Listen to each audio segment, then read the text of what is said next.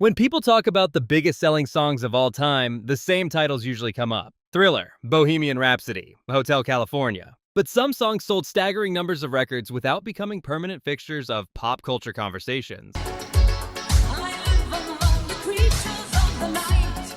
Here are 10 songs that sold far more than you'd ever guess.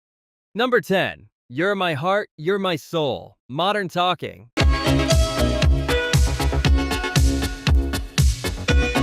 If you grew up in Germany, Eastern Europe, the Middle East, or parts of Asia during the 1980s, this song was impossible to escape. Yet in much of North America, many people have never even heard of it. That's what makes its success so surprising. In my heart, there's a fire, a burning heart. Released in September 1984 as Modern Talking's debut single, You're My Heart, You're My Soul was the track that launched Dieter Bohlen and Thomas Anders as one of the most commercially successful pop duos in European history. I'm dying in emotion.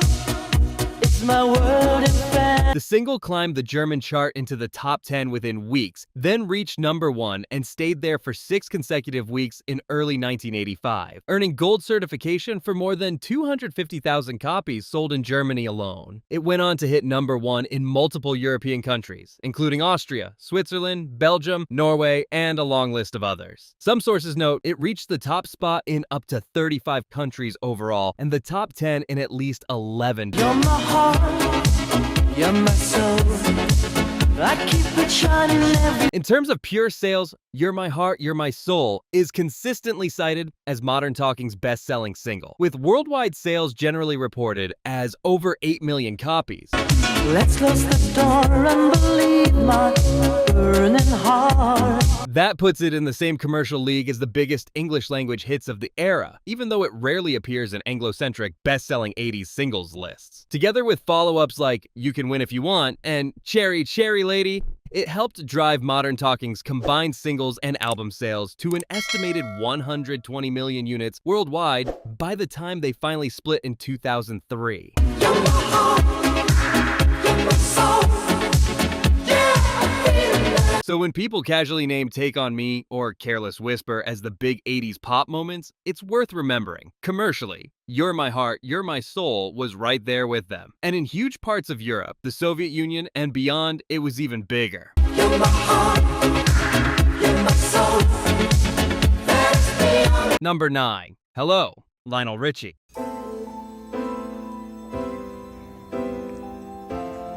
Everybody knows the opening line. Hello, is it me you're looking for? The meme survived long after cassette singles disappeared, but few people realized just how huge the song was in its moment. Twinkle, aren't you? What have you been doing the past? Hello, released in 1984 from Lionel Richie's blockbuster album Can't Slow Down, arrived when Richie was transitioning from Commodore's frontman to one of the defining solo stars of the decade. Hello, is it me you're looking for? The single went to number 1 on the Billboard Hot 100 in the US and also topped the UK singles chart, along with charts in countries including Canada, Australia, and several European markets. To see the sunlight in your hand. Contemporary chart research credits it with roughly 1.0 million copies sold in the US, close to 1 million in the UK, and around 2.1 million as a standalone single worldwide. Serious numbers for a slow ballad. Are you somewhere feeling lonely? Someone loving you? Can't Slow Down itself went on to sell over 10 million copies in the US alone, earning a rare diamond certification. For a stretch in the mid-80s, Richie wasn't just successful, he was everywhere. Radio, MTV, the Olympics, award shows. Hello is the soft-spoken hit that quietly underwrote that dominance. Hello, is it me you're looking for? Number 8. Careless Whisper, George Michael.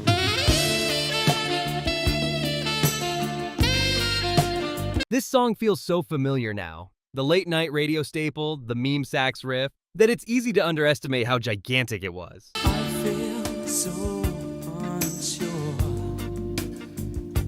Released in 1984, Careless Whisper arrived at the moment George Michael was stepping out from Wham and being framed as a solo star in his own right. Never gonna dance again. Guilty feet have got no rhythm. The single reached number 1 in the UK and the US, and ultimately topped charts in more than 20 countries worldwide.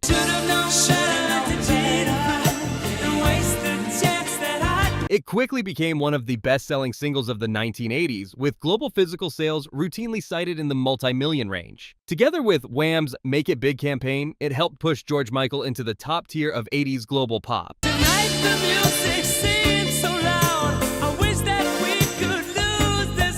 Decades later, it keeps resurfacing in films, TV, and internet culture. But when you look at how many people actually bought the record on vinyl, tape, and CD, the picture is clear. This wasn't just a big ballad. It was one of the commercial pillars of the decade.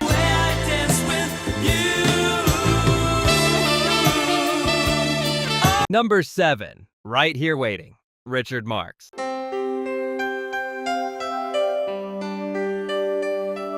By the end of the 1980s, power ballads were everywhere. Yet few became as globally successful as Right Here Waiting. Written while Richard Marx was on tour and separated from his wife, it channeled the simplest possible idea, I'm far away and I'm still here for you, into something that felt universal. Oceans apart, day after day.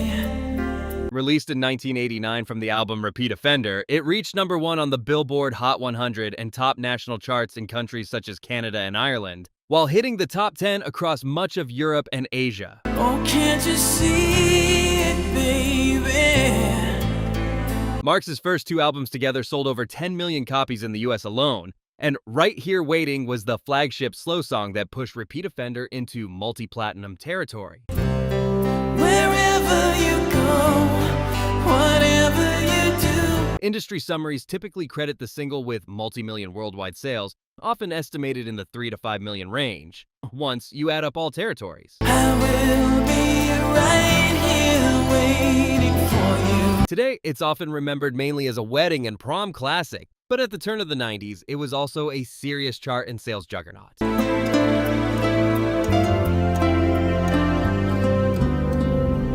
Number 6. Baker Street. Jerry Rafferty.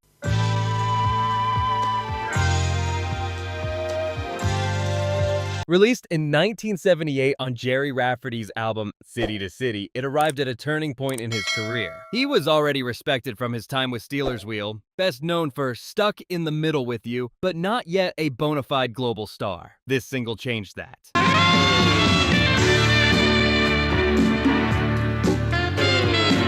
Baker Street climbed to number 2 on the Billboard Hot 100 in the United States, where it held that position for 6 consecutive weeks, and spent weeks near the top of the UK charts, peaking at number 3. It also became a major hit across Europe, Australasia, and several other territories.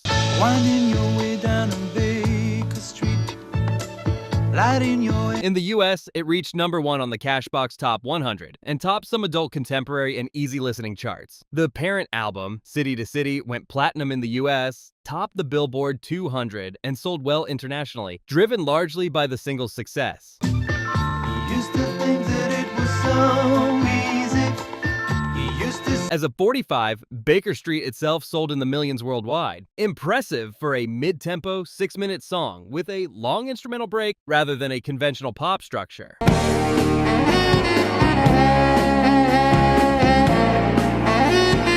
The saxophone line, played by session musician Raphael Ravenscroft, became one of the most recognizable instrumental hooks ever recorded. It's the part even people who don't know Rafferty's name can hum from memory.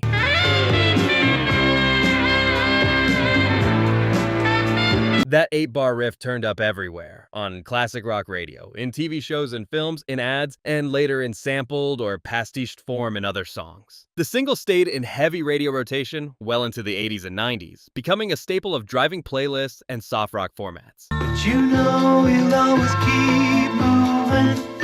You know he's never. It helped elevate Rafferty from a respected songwriter into a global star and remains one of the best-known 70s singles worldwide.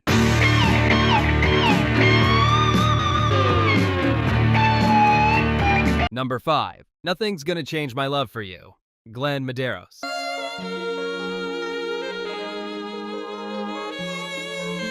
This might be the most surprising song on the entire list. Ask the average music fan about Glenn Medeiros, and many won't immediately recognize the name. But in the late 1980s, His version of Nothing's Gonna Change My Love for You quietly became a global phenomenon. If I had to live my life without you near me.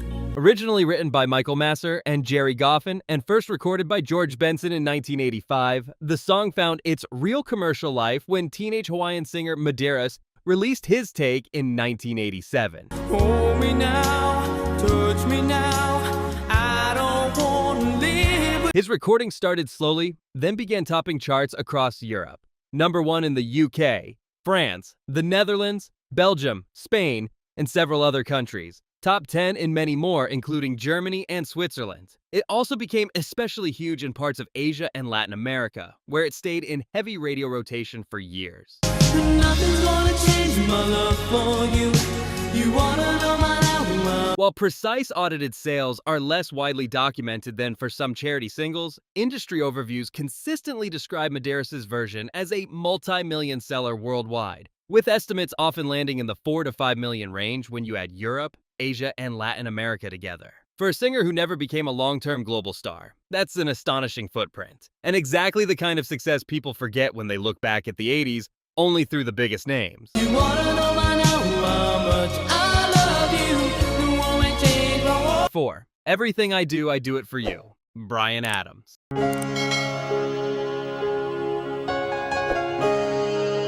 Released in 1991 for Robin Hood, Prince of Thieves, Everything I Do It For You became the kind of cross-format monster that simply doesn't happen often. Look into my eyes, you will see. In the US, it topped the Billboard Hot 100 and stayed there for 7 weeks, dominating top 40 and adult contemporary radio. Don't tell me it's not worth trying for. In Adams' home country of Canada, it had a similarly huge run, but the most jaw-dropping stat is from the UK. The single spent 16 consecutive weeks at number 1 on the UK singles chart, 4 straight months, one of the longest chart reigns in British history. Look into your eyes. Globally, reference sources and industry retrospectives credit it with more than 15 million copies sold, placing it among the best-selling singles of all time and making it Bryan Adams' most commercially successful recording by a wide margin. There's no love like. If you felt like you couldn't escape it in 1991, that wasn't just in your head. The numbers back it up. Number 3. Self-Control. Laura Branigan.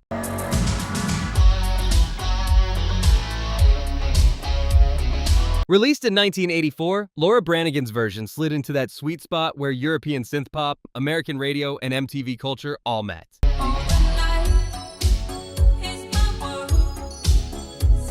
It sounded like nighttime in the city. Neon, empty streets, and a sense that something dangerous but irresistible was just around the corner.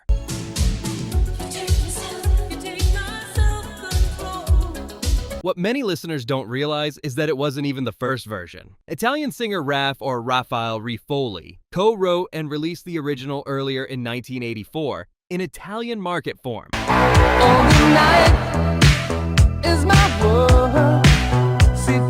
His recording was a solid hit in parts of Europe, especially in Italy and neighboring countries. Branigan's English-language version, produced for the international market, took that framework and turned it into a global pop statement.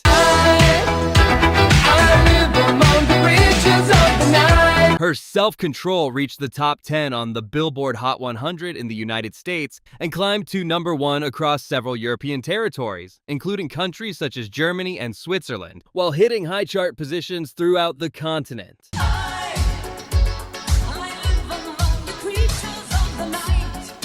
The haunting synthesizers and a provocative cinematic music video full of masked figures and nocturnal imagery made it a staple on MTV and European music television.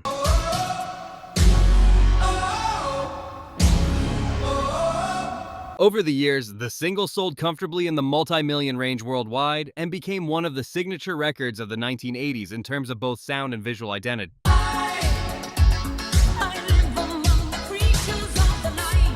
Number 2, Only Time, Enya.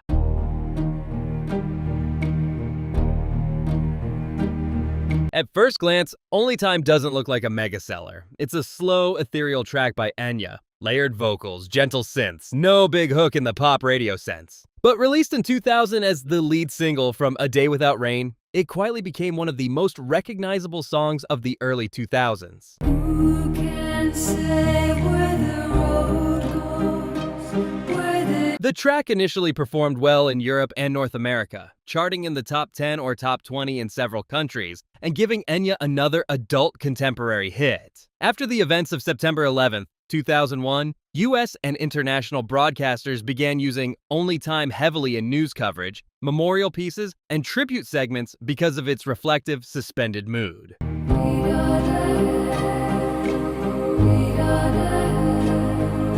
That exposure triggered a second wave. The song re-entered and climbed charts again, and A Day Without Rain surged to become Enya's best-selling album, certified multi-platinum in the US and in multiple other territories. who can say when the roads meet that While a single universally agreed global sales number for Only Time is harder to find than for some older, pure physical singles, industry summaries consistently place it firmly in the multi-million seller category, boosted by both physical singles and early 2000s digital sales.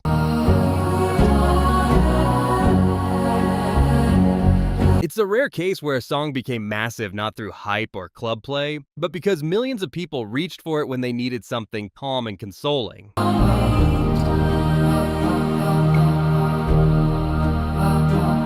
Number 1. My Heart Will Go On, Celine Dion.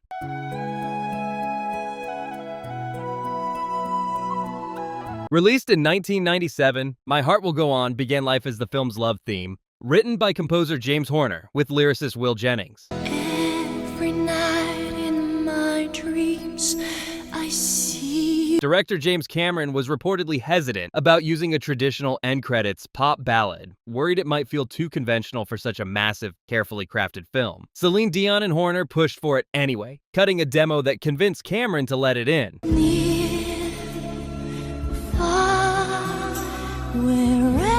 Once released, the result was extraordinary. My Heart Will Go On hit number 1 in virtually every major music market. It topped the Billboard Hot 100 in the United States, the UK singles chart, and charts across Europe, Asia, Latin America, and Australasia. It won the Academy Award for Best Original Song, multiple Grammy Awards, including Record of the Year and Best Female Pop Vocal Performance, and a Golden Globe. My heart will go on and on. In pure sales terms, industry estimates typically place its worldwide single sales in the 18 to 20 million range, which firmly places it among the best-selling singles ever released and the single biggest hit of Celine Dion's career. Love can touch us one time. What's remarkable is that many people remember it primarily as the Titanic song, not as one of the most commercially successful recordings in music history. The haunting tin whistle flute intro, the slow build, the key change chorus, and the emotional link to Jack and Rose's story all landed at exactly the right moment, at the peak of the film's global dominance. There's nothing I feel. For a brief period in the late 1990s, it felt like the entire world was singing along. From cinema exits to car radios to school talent shows, turning a movie theme into a once-in-a-generation sales and cultural event. My heart will go on and on. Music history tends to remember the legends, the artists, the albums, and the big critical favorites. But at the end of the day, music is about the feeling it gives you, whether it's metal, jazz, pop, or anything in between. Some songs may not be the coolest or the most critically acclaimed, but they still meant something to millions of people. So if you enjoyed this video, make sure to like it. Thanks for watching, and I'll see you in the next video.